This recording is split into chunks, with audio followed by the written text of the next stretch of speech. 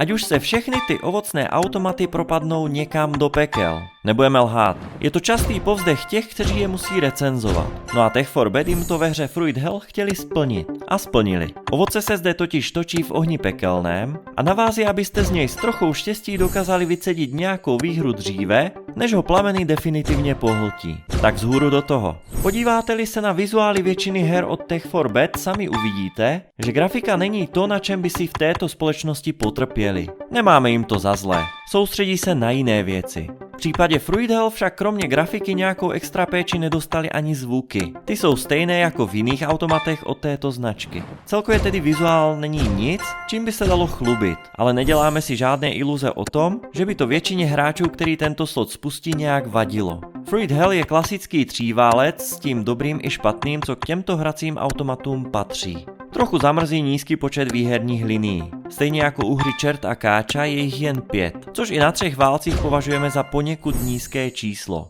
Ale zvládneme hrát i na takovém počtu, už toho přece jen máme odkrouceného dost. Pokud máte na výherních automatech něco odkrouceno i vy, asi vás nepřekvapí princip hry. Na 3 válcích musíte vytočit 3 stejné symboly na některé z 5 výherních linií. Když se vám to povede, slot vám vyplatí výhru podle výherní tabulky. Ovládání hracích automatů od Tech4Bad je stejně snadné jako jejich struktura. Hru dokážete ovládat přímo z hrací obrazovky bez nutnosti navštěvovat menu. V podstatě je nastavitelná pouze výška sázky, a to pomocí šipek pro zvýšení a snížení částky. Následně už toho moc nenaovládáte. Buď manuálně spustíte hrací kolo pomocí tlačítka Spin, anebo to můžete nechat kompletně na automat a vyberete si točení přes Autoplay. Je jen na vás, co preferujete.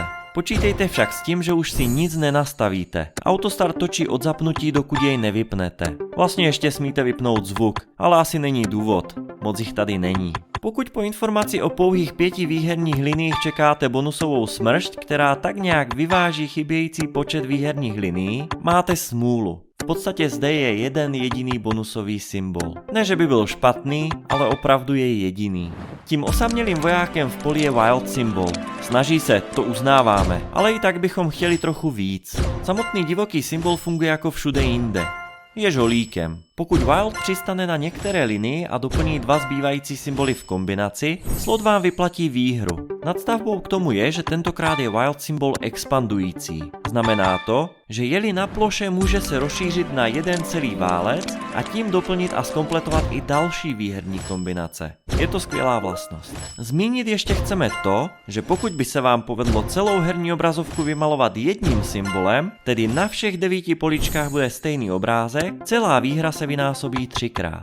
Fruit Hell je jednoduchý online slot, kde nám poněkud chybělo více výherních linií nebo alespoň ještě jeden bonus. Takto toho v konkurenci ostatních klasických ovocníků moc nenabízí a nemá příliš čím zaujmout. Ku podivu ale mnoho hráčů zaujal a často se objevuje mezi oblíbenými hrami v kasínech. Určitě je proto vyzkoušejte.